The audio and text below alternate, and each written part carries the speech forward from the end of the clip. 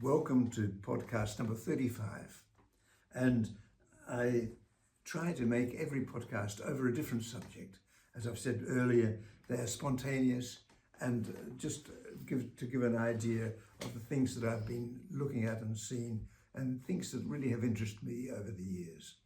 And especially in the time that I've spent with a lot of young students, young, really great players and great pianists from all countries. And there's some things that have stood out, and I wanted to mention some of those things, the things that have come up in the master classes. One of those subjects is definitely the subject of energy, the way we use our energy behind the keyboard, a subject that I've always found very important. And in fact, it enabled me to play Opus Clavis Symbolisticum from Sorabji and many other pieces, and to be able to do that feeling quite relaxed and easy. The way you work on the way you actually use your energy is so important in playing, in music making generally. And it's, as I said earlier, it's not often discussed. And that's something I would like to talk about. I could talk a lot about it, but a few things I would like to say.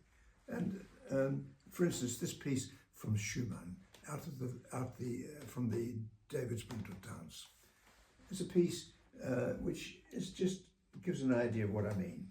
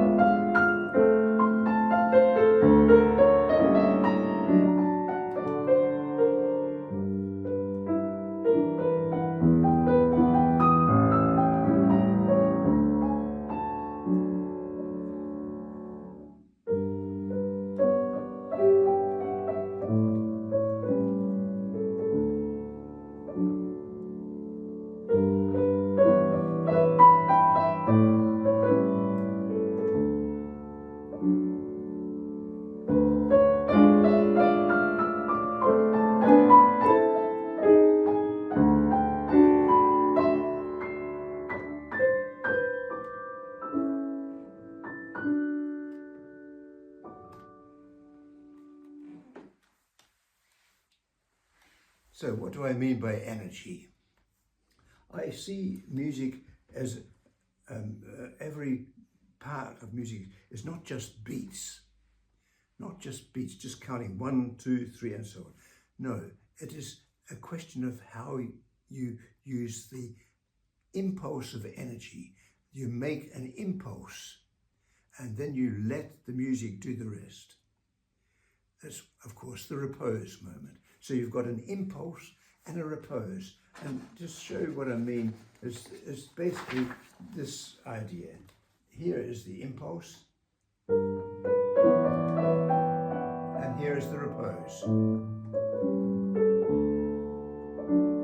Impulse. Repose. A bigger impulse. This is the repose.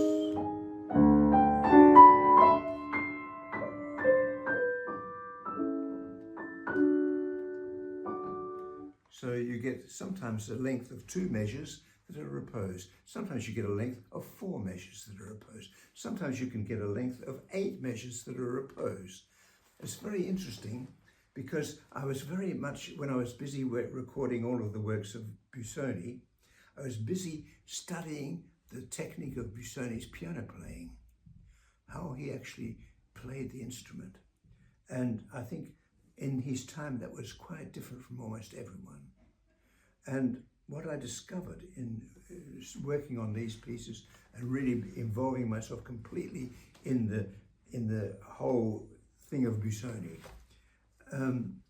was that he played in a way that meant that he could disappear in the music, that he was not actually any longer there. Now that sounds all mystery and mysterious and so on. I don't quite mean it like that. It's something which is really a fact, that you can get the situation, that you let the music do the rest. I think if you can understand what I mean, the music, you set it in, you begin it, you make a point, and you let then the music do the rest.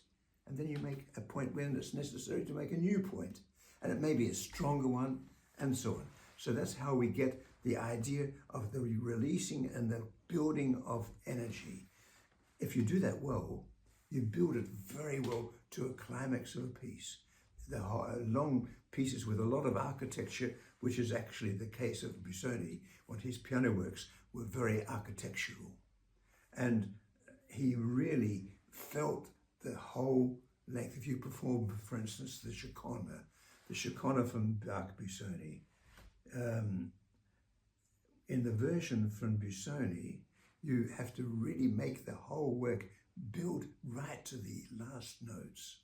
How to do that, because there are many very interesting things in between, very important things even, but somehow you've still got to make that complete architecture.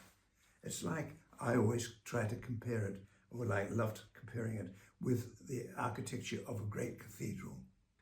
You see this great cathedral and the way it's built and the structure that it's built upon, the strength of the structure, and also the wonderful distance within the building. And you see this, and somehow that structure is so enormous. That's actually what I would call the musical impulse. And it's my belief that Bach was very, very much busy with this. If you listen to the organ works of Bach, and also the piano works, you can hear this very much. If you listen to the Mass in B minor, you can hear this in Bach. I think Bach was really a master of the use of energy and the use of releasing the energy. Unfortunately, often we hear Bach played what I call very mechanically, and very much each beat being emphasized. And that's exactly what I think shouldn't happen. I think we've got to have regularity, but absolutely there should be a feeling of this in the music. And I say that because there's not really a good word for it. I'm using my hands to demonstrate something which is almost impossible to say in any language. You can say it, but it's always, I feel always a limitation. So that's what I wanted to mention. And there are some pieces which have got this. You can find it even in Schumann. You can find it in Mozart, definitely. And all these composers have got this element. There's, for instance, one of the pieces, for instance, this piece here, it's number 7 from the David Bunratons.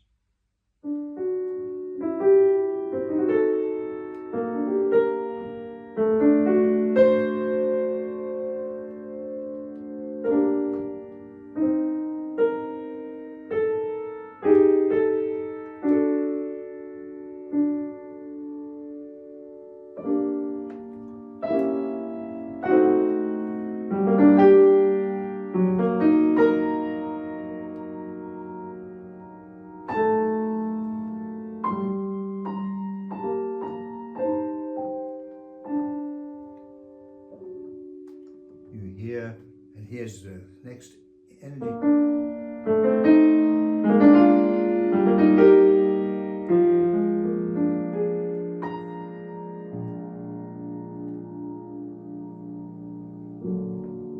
Repose.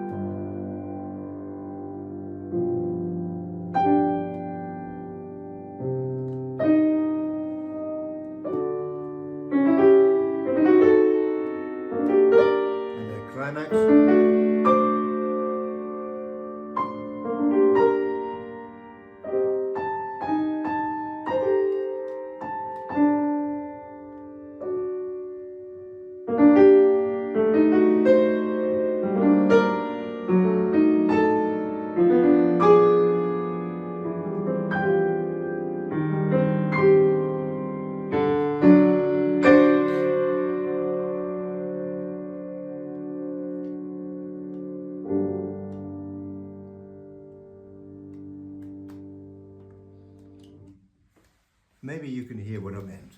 I'm perhaps exaggerating a little bit to let it be heard, of course, because when you're performing you would do less, but still it's something in this area. And maybe it's something we should hear more of, perhaps. It's also to be considered. Anyway, I'm glad you're listening. Thanks very much for listening.